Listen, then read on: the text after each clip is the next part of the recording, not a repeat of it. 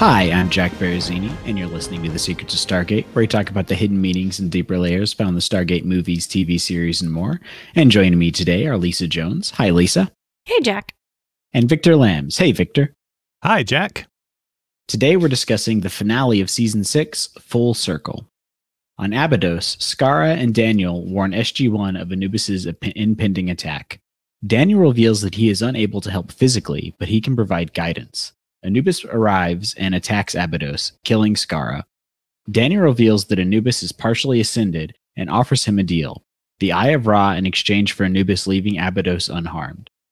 Anubis agrees, but later he goes back on his word and attacks anyways. Big surprise there. Daniel attempts to stop him, but he is spirited away by Oma Desala. Anubis fires his super weapon on Abydos, destroying it. However, Daniel has helped the Abydonians ascend, and they are safe.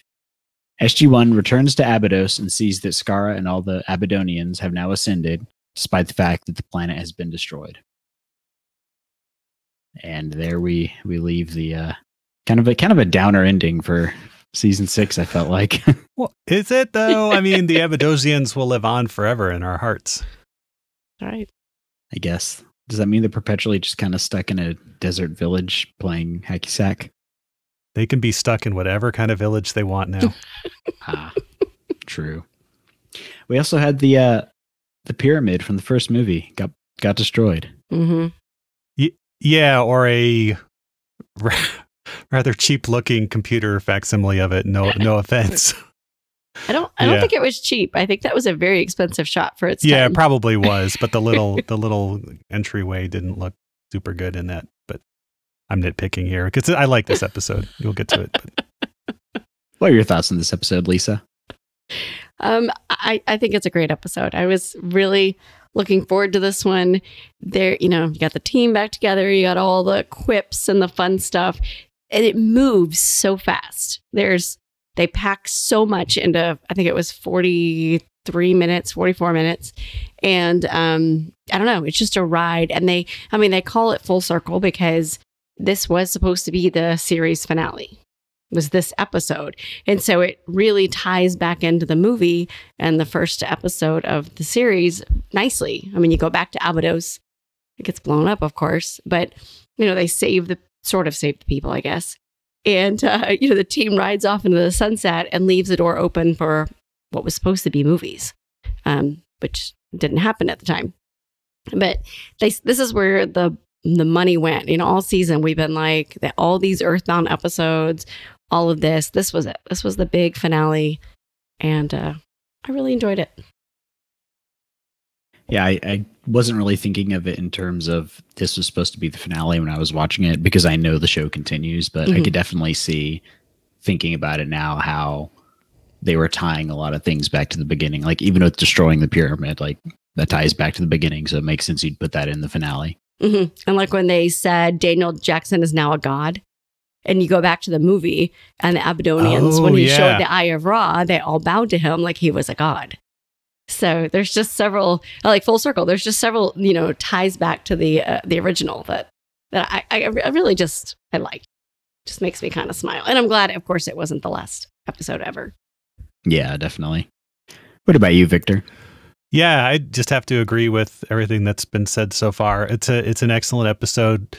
I mentioned last week that, they'd been keeping their powder dry, and this is what they spent it on, not just the the ships and the computer effects and stuff, but there are some really good, cool sets here. I mean, we've seen the Abydos gate room before, but this we get to see kind of the tomb underneath it. And, they obviously spent a lot of time and money on the sets because we get a very loving walkthrough of it as they're walking through and lighting the sconces with the torches as they walk through it and stuff. It really just sets the mood so well. There's some tomb puzzles as they go, tomb raiding here.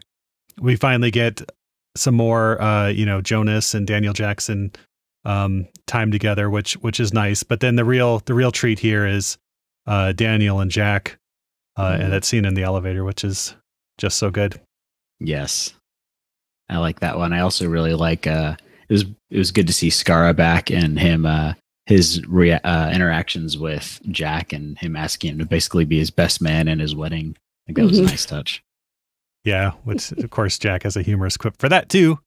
We don't get to see Kasuf, but I don't know if Eric Alavi was not available at the time, but I assume he was. Maybe we do get to see him later in the series. I don't know, since it was implied that he was not on Abydos or not nearby at the time. So yeah, and I feel like I've kind of forgotten about Abydos over the past several seasons because they haven't really talked about it. Yeah, I guess it's still there, and I assume I'm kind of surprised that there wasn't more infrastructure there in terms of Earth interacting with the Abydosians, because they're on good terms, and I would kind of assume you don't really have like an embassy or any sort of assistance for them. I guess maybe they don't really want that. They like their way of life, but I don't know. It would have been interesting to see some more tie-ins with that.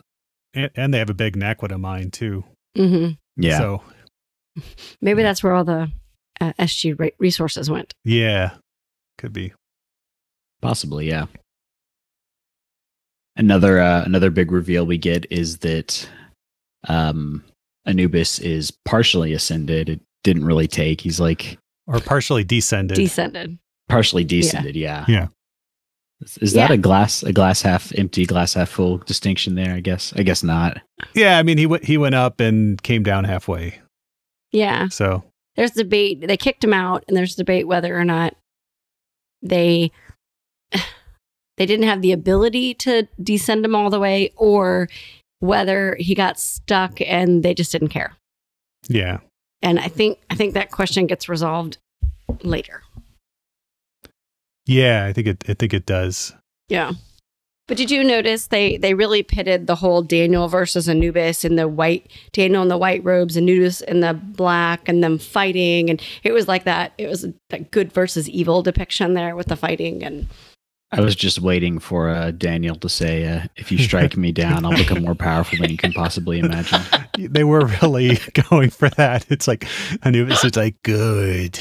Give in to the anger, It's like,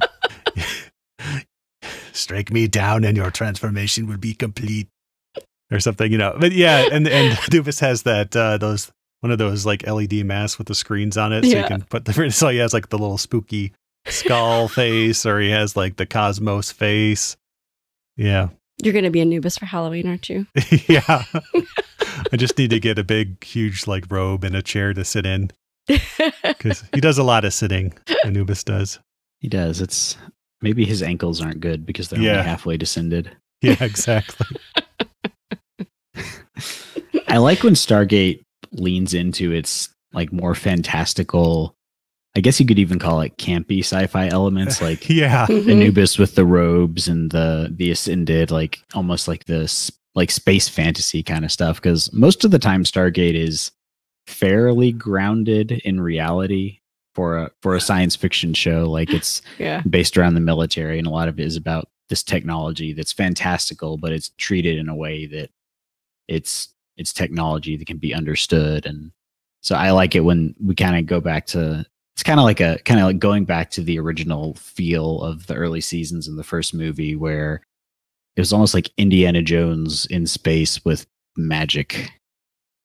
Yeah. And we get some great like I mentioned, some great Indiana Jones tomb raiding where, Jonas and Daniel have to solve the puzzle of the gem that reacts to light, but only red light.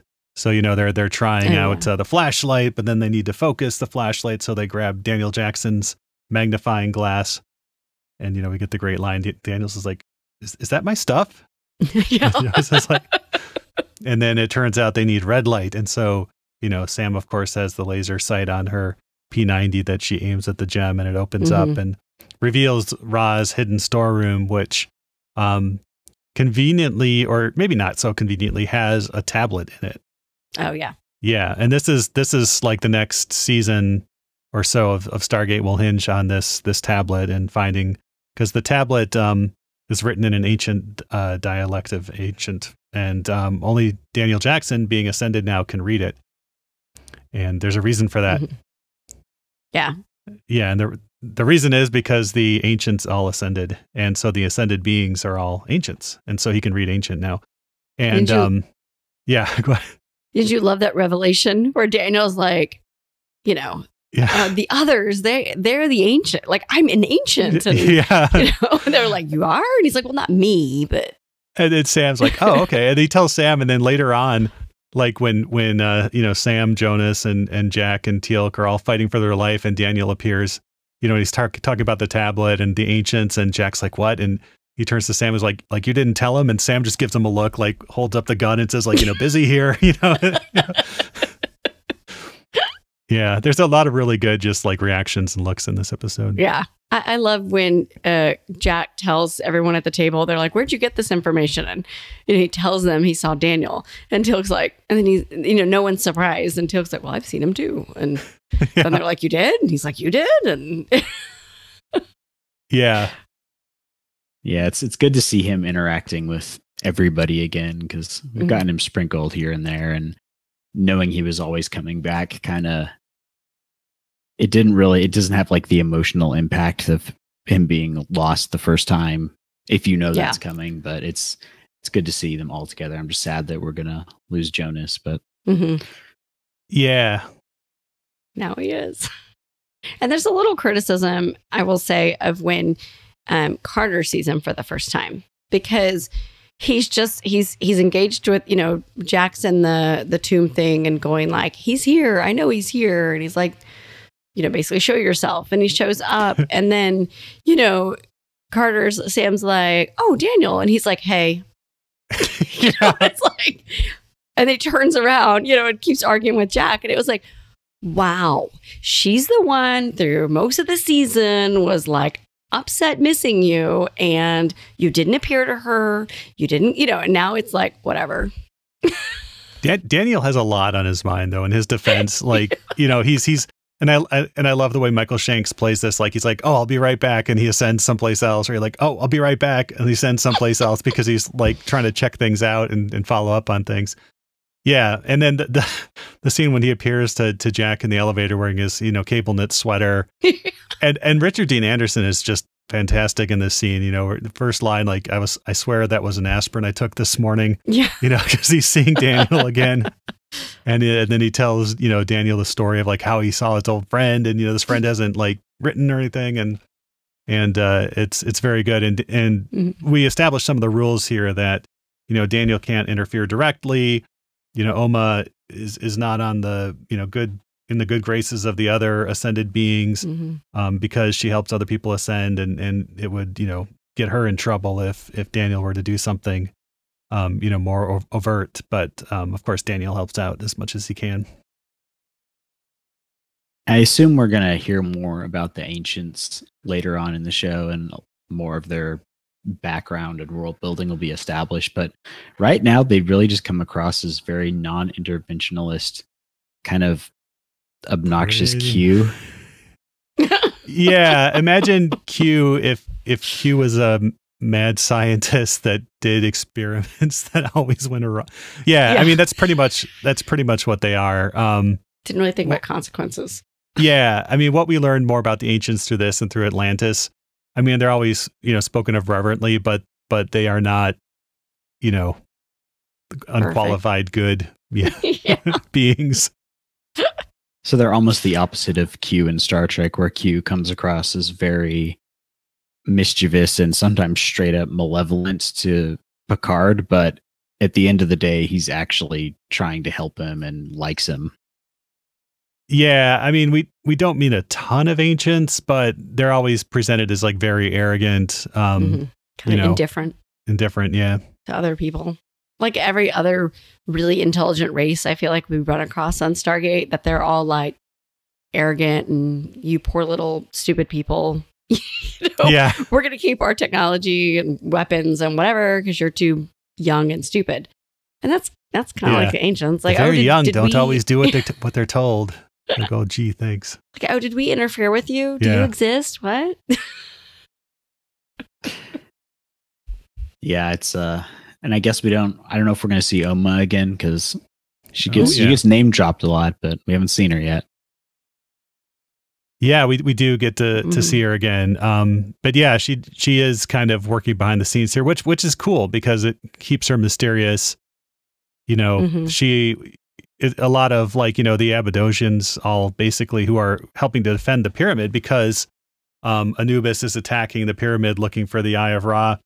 And we get, a pretty good battle scene with, bombers and the, death gliders all coming over the sand dunes and Teal'c with his, machine gun and all the Abydosians with their AK-47s and blasters trying to like stop them. And of course they can't, so they have to fall back. And Teal'c has his little bazooka or, Sidewinder missile that goes, and, I think it takes out a death glider eventually, but yeah, so, and then all the Abydosians who are defending the pyramid basically get wiped out, but there's little hints. First of all, we see basically Skara ascend, and then when they step out of the pyramid, Tobey, who is really cool, he has a really good scene with Teal'c. I'm sad we don't get to see more of him, but, because he's like the frayed guy. But we see his clothes, we see him die, and then later on we see his clothes just like flat, which means that he's no longer in his clothes wherever he is.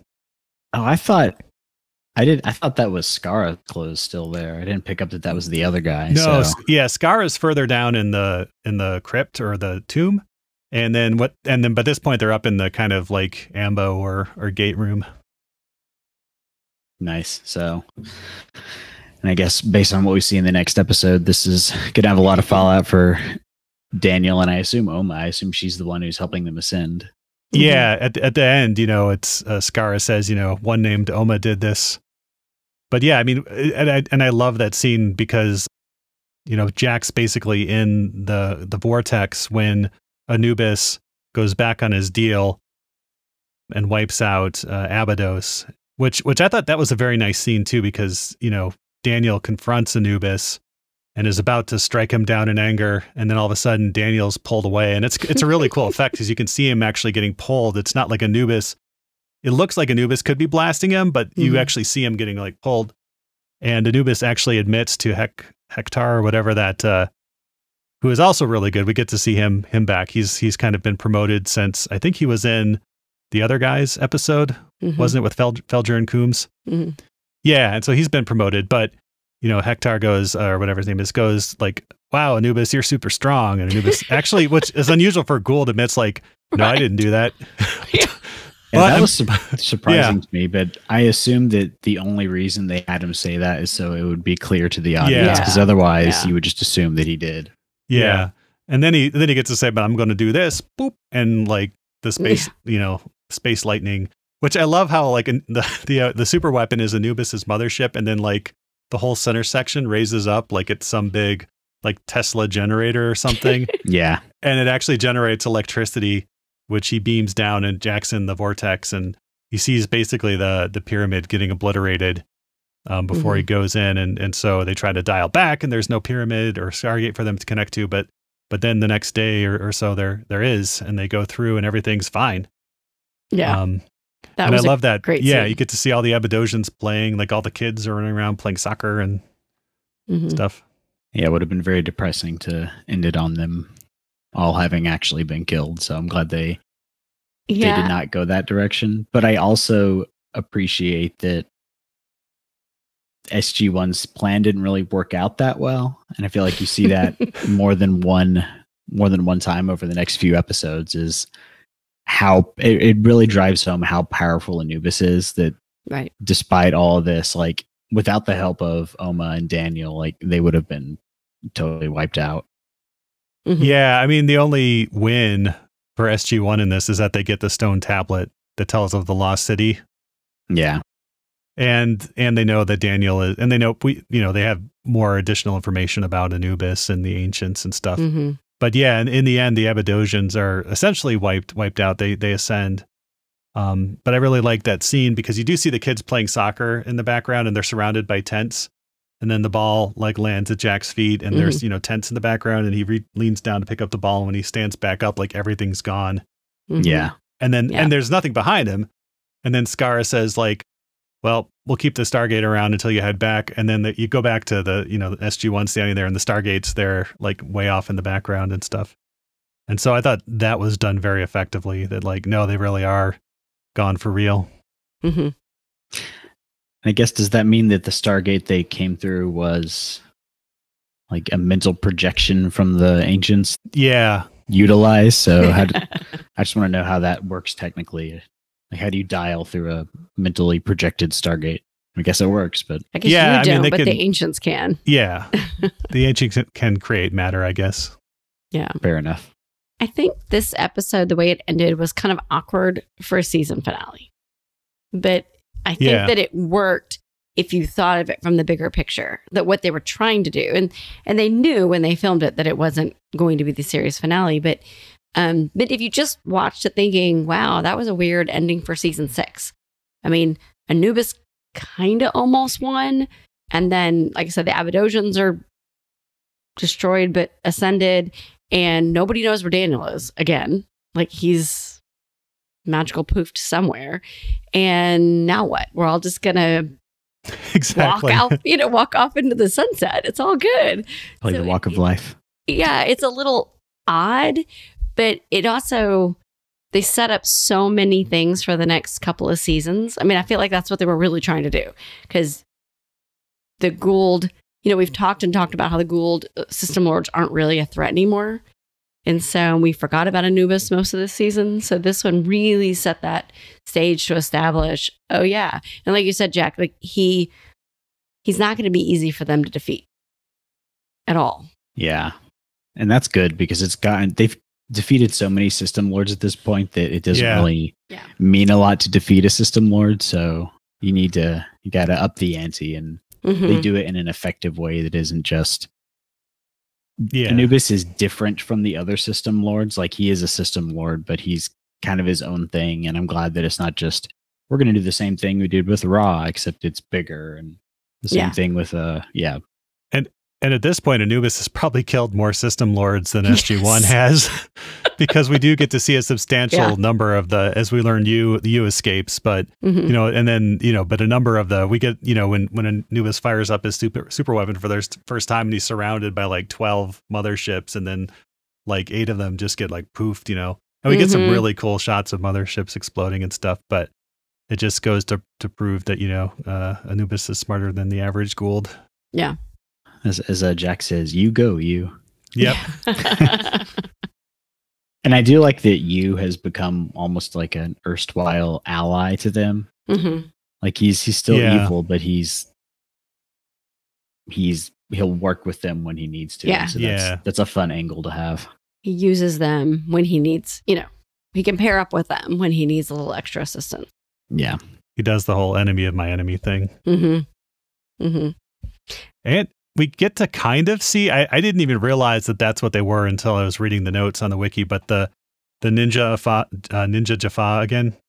Yeah. Only they're not doing any ninja tricks, so they're just kind of standing around in the background while the regular like Jaffa do all the work. But I don't know, do we get to see him do any ninja tricks? I didn't. I don't think so, because I honestly didn't notice them, but I had completely forgotten about the random ninja Jaffa from one episode.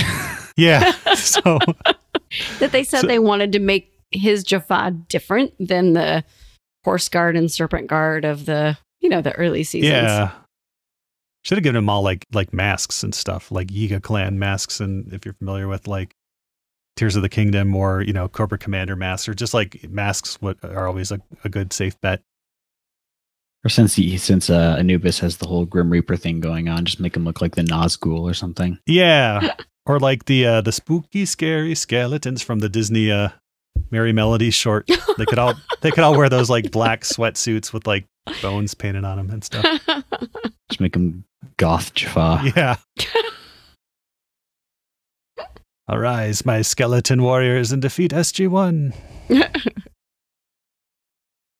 I do have one bone to pick or point out. Yes, but with the skeletons. I got a bone to pick with you. Okay, so all season I've been harping on Daniel that he just sits by and watches his friends get tortured. He's the guy who's always like moral and like helping and like trying to do the right thing and standing up for the little guy, right? All that. And then, Jack's getting tortured. He's like, you're okay. It hurts and it's bad and you're going to die a few more times, but I'm sure you're going to get rescued. And then, Teal'c's like sharing the symbiote thing and he's talking to him. He doesn't, I know. We can argue whether he did anything. But, but here, Skara and the Abydosians are threatened with destruction. And he's like, nope, it's time to act. I'm stood on the sidelines too long. Like, SG1, I'll watch you get tortured, but not these people. Those are his in-laws, though. I mean, that's his family. I mean, he spent 18 months living with them, and he spent the last 6 or 5 years. Yeah, with but SG1. those are like work friends. Sam's like his work wife, and Jack's his like work brother. But that's the Abydosians are actually his kin, I think. But no, it is a valid concern. But also, I think he gets really motivated when he sees the tablet, and I think that's just very Daniel Jackson as well. It's like, ooh, it's more Lost City, yeah. This is more important than any of us. It's more important than the Abydosians, even. So it could also be he starts, as he gets more comfortable with his ancient powers, he gets more comfortable with how far over the line he can push their rules. That's true. So it could be that too. Well, he pushed it. Yeah. First he's like, well, just appearing to you is really bad, and then nothing happens. And he's like, well, helping you through, a near death experience. Well, nothing happened there. Maybe I can just like start to wail on Anubis, and apparently not. So yeah. You do notice that little smirk. They're like, can you defeat Anubis? And he's like, I'm gonna try. Yeah. Maybe let's try it. Maybe. Yeah. The ancients have a lot to answer for, because they didn't create it. They didn't create Anubis, but he's as powerful as he is because of them. And they're like, we made this mess, but we're not going to clean it up or allow anyone else with our abilities to deal with it. So, yeah, and they left behind all the technology, which basically enables the Goa'uld to do what they do.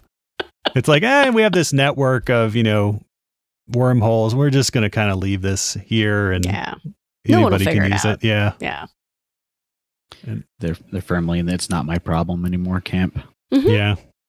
It's like they've decided they're in this like utopia and can't be really bothered with the people that are still suffering and like the consequences of their actions. But they made it to utopia, so we're good.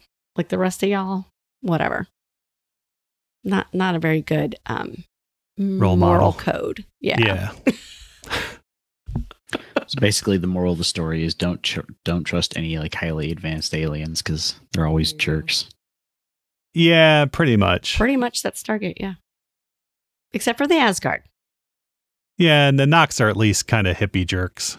The Asgard started out as jerks, but they've become more. They're friendly jerks. They're likable jerks. Yes. And again, it's only because they really need the Towery there. The stupid human solutions or whatever. With their puny weapons. These hairless monkeys to do our bidding. Yeah. Which makes you wonder, how's that any different than being enslaved by the Goa'uld if you still have to do what they say? Yeah. Yeah. I mean, they don't have like death squads, I guess.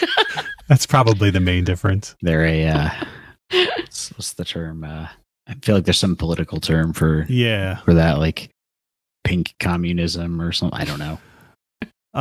There were a couple of things that, like, the way that Anubis's Jaffa were just able to ring down into the pyramid.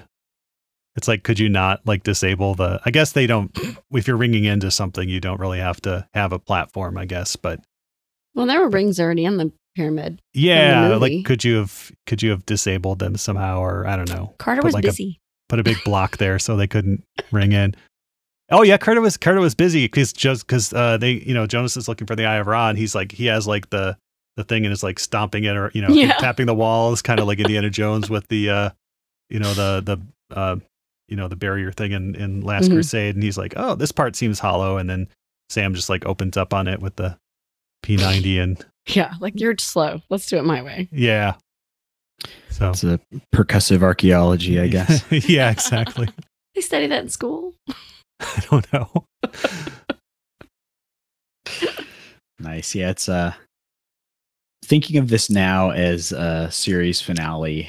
I feel like it makes a bit more sense because it felt like a cut short 2-parter, which based on the next episodes that we see further on in season 7, they kind of flipped it to be that.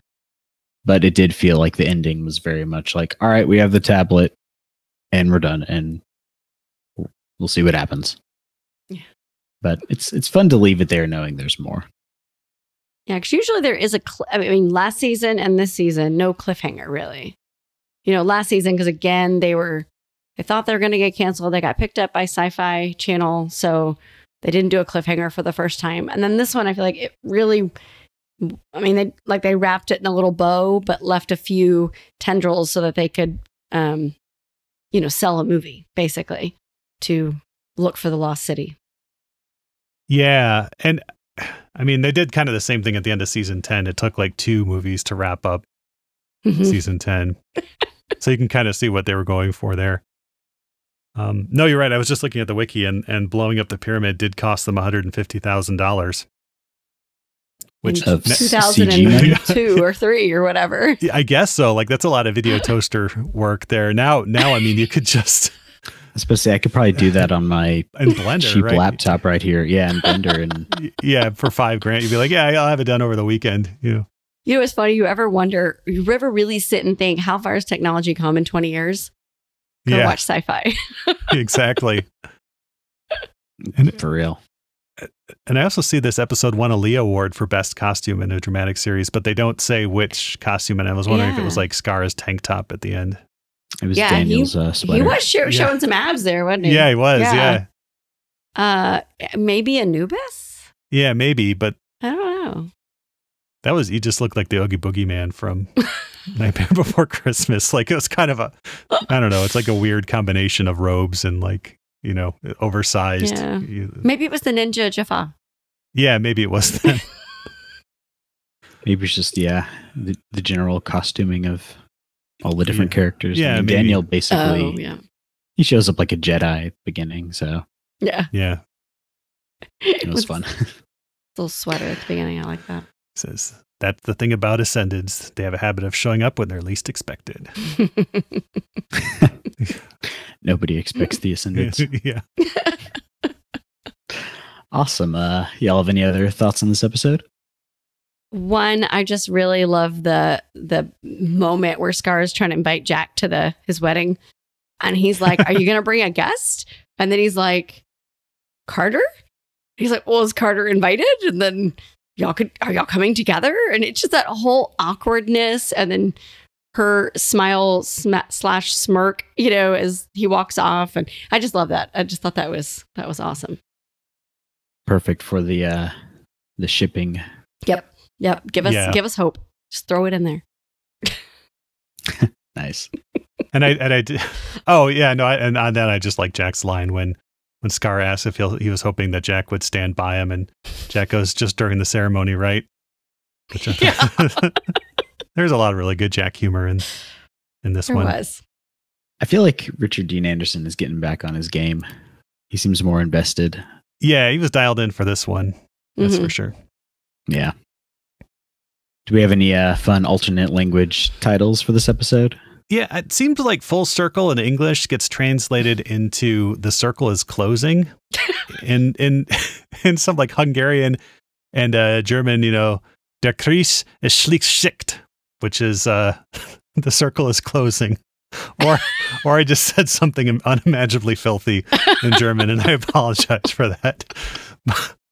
But no, it's The Circle is Closing is seemed to be what and in Czech too. So I wonder if that is the idiomatic, like a transliterated idiomatic way of saying that phrase, like in other languages. Oh, I don't know. Yeah, French pact with the devil.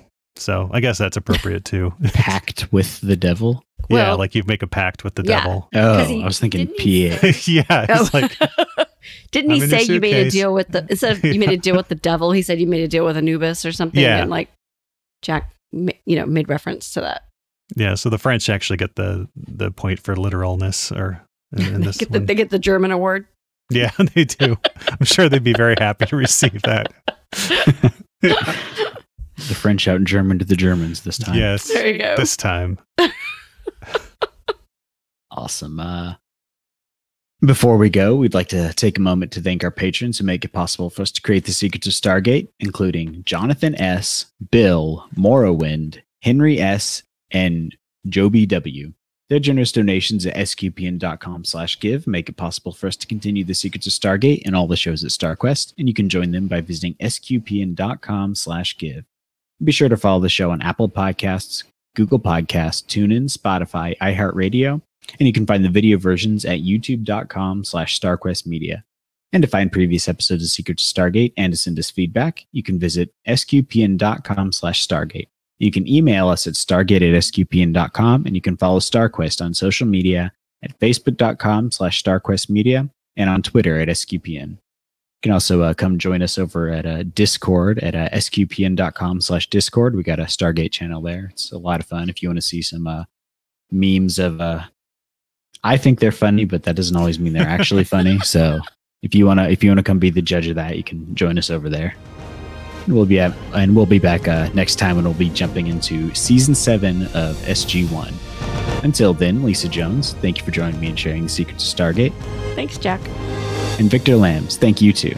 Well, spank me, Rosie. Thanks, Jack. I'm going to pass on that. And once again, I'm Jack Baruzzini. Thank you for listening to the Secrets of Stargate on StarQuest. Anyway, I'm sorry, but that just happens to be how I feel about it. What do you think?